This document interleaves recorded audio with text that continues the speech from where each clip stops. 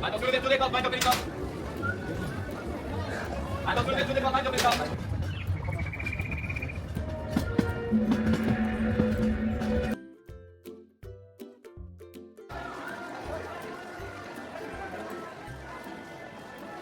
Disneyland Paris turnikelerinden içeri adımınızı attınız.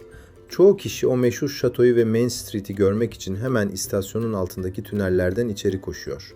Siz o hatayı yapmayın. Daha parkın asıl Main Street bölümüne girmeden hemen giriş meydanında durun ve sol taraftaki merdivenlere yönelin. Başımızın üstünde yükselen o görkemli Disneyland Railroad istasyonuna doğru çıkın. Çünkü bu istasyondan başlayan yolculuk parkın en büyük tasarım sırlarından birine açılıyor. Parkta 5 büyük tematik alan olmasına rağmen bu tren sadece 4 durakta yolcu indiriyor. Üstelik Disney hayran sitelerinde gizli hazine olarak bahsedilen ve parkta yürüyerek asla göremeyeceğiniz o efsanevi kanyon tüneline sadece bu tren yolculuğuyla tanıklık edebiliyorsunuz. Peki neden? Aslında bu sorunun cevabı tek bir noktada değil, tüm tasarımın içine yayılmış durumda. Bugün rayların üzerinde ilerlerken bir bölgenin neden özellikle pas geçildiğini ve bunun arkasındaki tasarım mantığını birlikte keşfedeceğiz. Ve bu eksik durak Disney'in bilinçli olarak bıraktığı ilk büyük ipucu. Ama mesele sadece duraklar değil.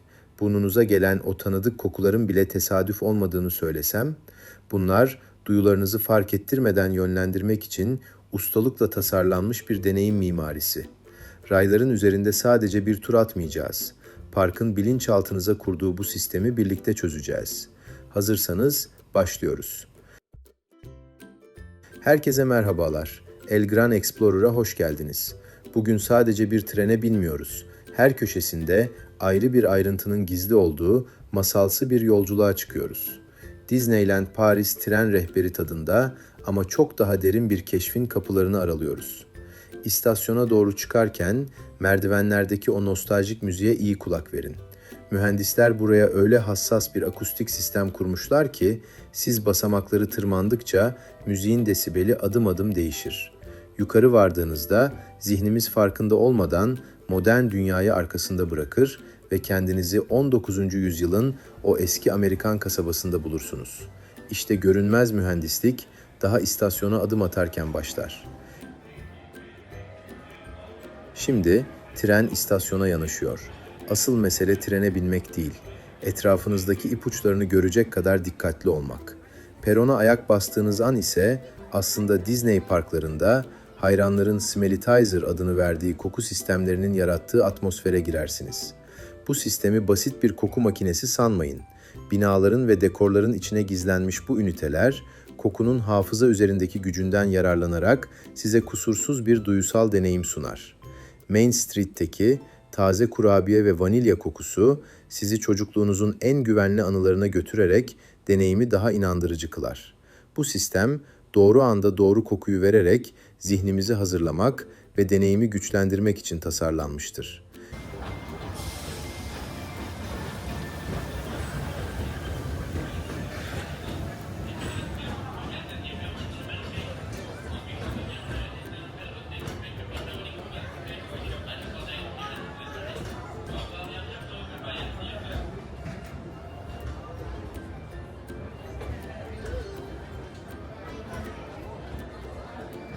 Mama, imagine, das ist einfach so eine alte Folge von dir hier.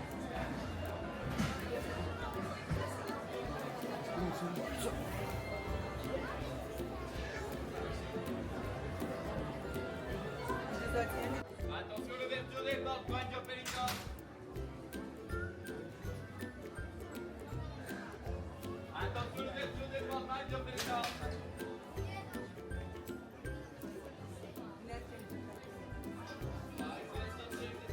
Plus, il ne sera pas possible de boire, de manger ou de fumer à bord.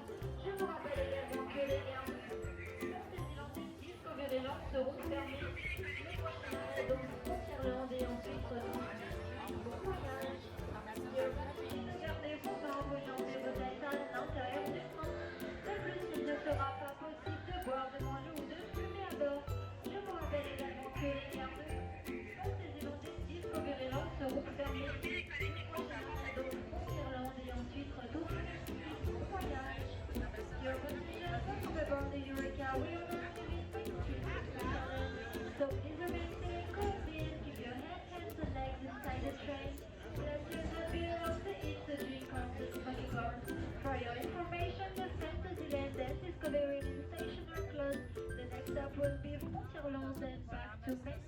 Bon voyage.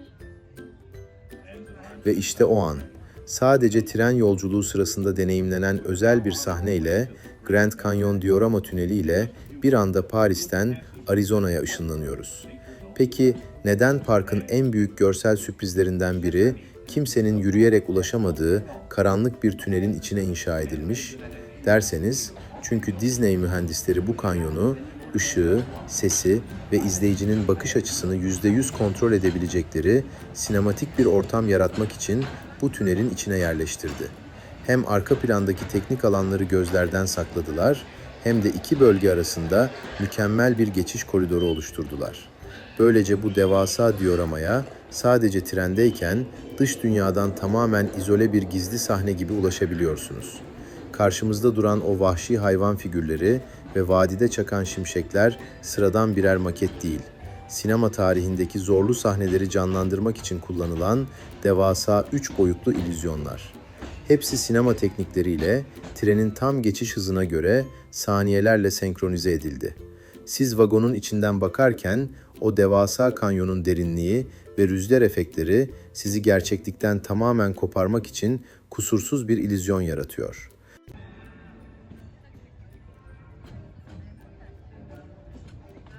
Ve işte tünelin o karanlık atmosferinden nihayet dışarı çıkıyoruz.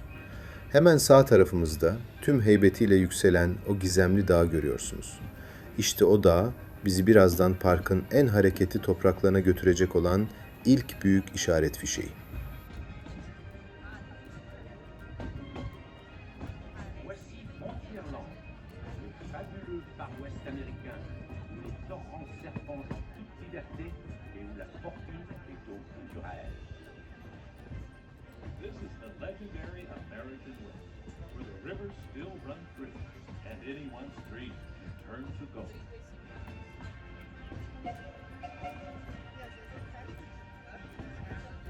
Chers passagers, nous arrivons maintenant en gare de Frontierland. Vous êtes priés de vouloir rester assis correctement jusqu'à l'arrêt complet du train et ouverture de vos portillons. Si vous nous quittez ici, merci de ne pas oublier vos effets personnels. Passez une bonne journée. Dear passengers, when arriving to Frontierland station, so please do select correctly and send a copy above the train. And the opening of your gates, if you're leaving on there, please do not forget any of your personal belongings. Have a nice day.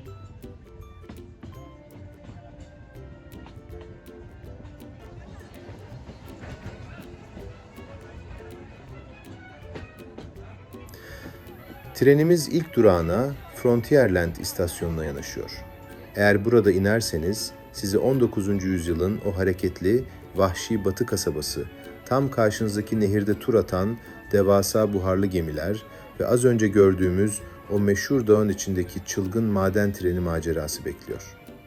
Ama biz inmiyoruz, yolculuğa devam ediyoruz.